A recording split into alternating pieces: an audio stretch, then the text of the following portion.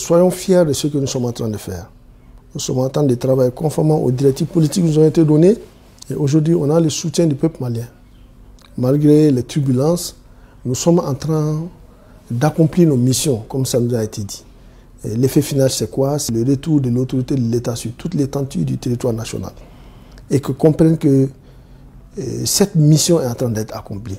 Donc, fermons les oreilles, continuons à accomplir notre mission comme ça nous a été donné, conformément aux règles de l'art. Je dis, les forces armées maliennes sont des forces républicaines, elles sont des forces professionnelles, et nous allons continuer dans ce sens-là, conformément aux standards internationaux. Donc, le premier message, c'est aux forces armées de sécurité et paramilitaires pour nous dire, ne nous décourageons pas, tout va te dire pour dénigrer ce que nous sommes en train de faire, mais soyons fiers de ce que nous sommes en train de faire. Le Mali aujourd'hui compte, l'armée malienne compte aujourd'hui. 2023 a été une année majeure dans l'accomplissement de notre mission avec le redéploiement des forces armées maliennes sur certaines parties du territoire. Les missions ne sont pas finies. On va continuer à serrer les ceintures. Il y a d'autres parties du territoire sur lesquelles nous devons aller. Et ça, c'est pas caché. Nous devons défendre nos territoires, nous devons contrôler nos frontières et défendre ce territoire-là.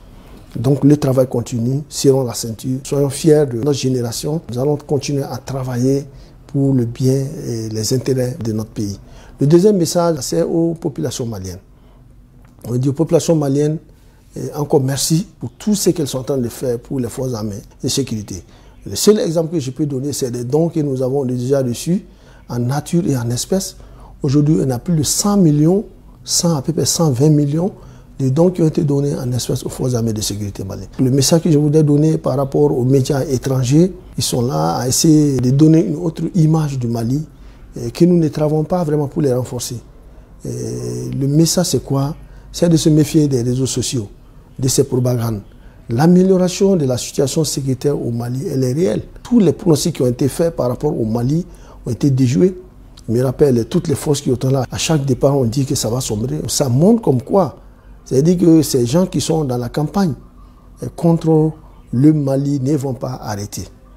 Ils ne vont pas arrêter, ils vont continuer. Et c'est à nous de savoir vraiment ce qu'il faut dire, ce qu'il faut diffuser, ce qu'il faut publier. Chaque média joue son intérêt. Chaque pays joue son intérêt. Donc aujourd'hui, les intérêts du Mali, c'est quoi?